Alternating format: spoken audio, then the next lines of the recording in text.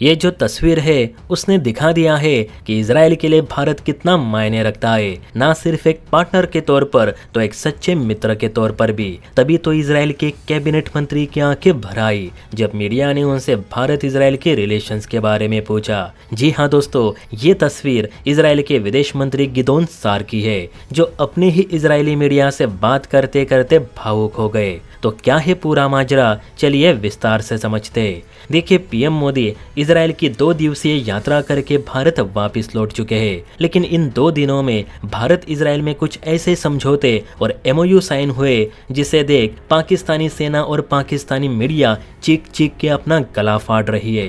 आपको बता दूं कि भारत इजराइल में कुल 27 से अधिक समझौते और एमओयूज पर हस्ताक्षर हुए, जिसमें एग्रीकल्चर, एआई टेक्नोलॉजी, साइबर सुरक्षा, शिक्षा, रक्षा सहयोग, सांस्कृतिक exchange, fisheries and aquaculture, digital भुगतान और व्यापार आदि शामिल है। आपको जानकर खुशी होगी कि अब भारत का यूपीआई पेमेंट सिस्टम इजराइल में भी चलेगा। इजराइल 12वां ऐसा देश है जहां भारत का यूपीआई एक्टिव हुआ है। इसके बाद दोनों देशों ने एफटीए पर भी सहमति दे दी है। इवन भारत और इजराइल के बीच फ्री ट्रेड एग्रीमेंट यानी एफटीए बातचीत का पहला दौर पूरा भी हो चुका है, जो कि 23 से 26 फरवरी के बीच शुरू हुआ था। यानी कि जल्द इजराइल के साथ भी एफटीए साइन होगा, जिससे भारत इजराइल दोनों और भी आसानी से व्यापार कर सकेंगे। और आपको बता दूं कि फिलहाल भारत इजराइल में 32,000 करोड़ रुपयों का सालाना व्यापार हो रहा है। इसके अलावा भारत ने इजराइल के लिए सब्सिडी के तौर पर अपनी जेनेरिक मेडिसिन देने का भी वादा किया है,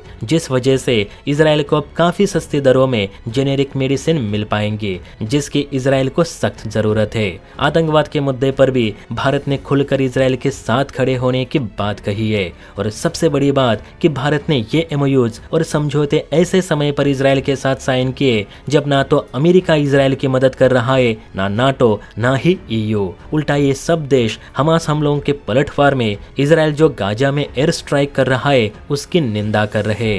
आपको याद होगा कि बीते दिनों कई बार यूएनएससी में इजराइल के खिलाफ वोटिंग की गई ताकि इजराइल पर मानवाधिकारों के उल्लंघन को लेकर प्रतिबंध लगाई जा सके, लेकिन उस वोटिंग में भारत की गैर हाजिरी के चलते मुस्लिम देशों के वे प्रस्ताव कभी पारित नहीं हो सके। वरना अमेरिका ने तो सऊदी का पैसा हड़पने के चक्कर में इजराइल को लगभग धोखा दे ही दिया था। देखा जाए तो आज इजराइल को एक सच्चे मित्र देश की काफी जरूरत है, जब वो चारों तरफ से दुश्मनों से घिरा हुआ है। अमेरिका को इजराइल को सिर्फ अपने हथियार बेचने हैं, इसलिए वो उससे मित्रता का नाटक कर रहा है। बाकी अमेरिका किसी का सगा नहीं। यही बात जब इजराइल के विदेश मंत्री गिदोन सार अपनी मीडिया से कह रहे थे तब उनकी आंखें भर आई, क्योंकि उन्होंने करीब से देखा है कि भारत ने 1988 में आधिकारिक रूप से फिलिस्तीन को एक स्वतंत्र राष्ट्र के रूप में मान्यता दी थी। तब से भारत का एक फर्ज बनता था कि इस मुद्दे पर वह फिलिस्तीन के पक्ष में रहे। लेकिन फिलिस्तीन द्वारा इजराइल के खिलाफ जितनी भी याचिका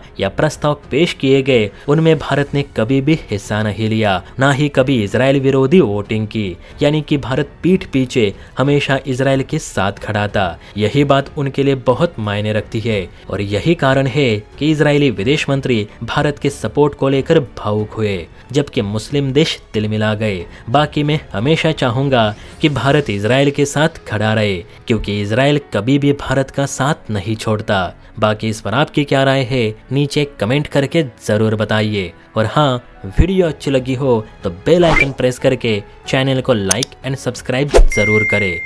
जय हिंद।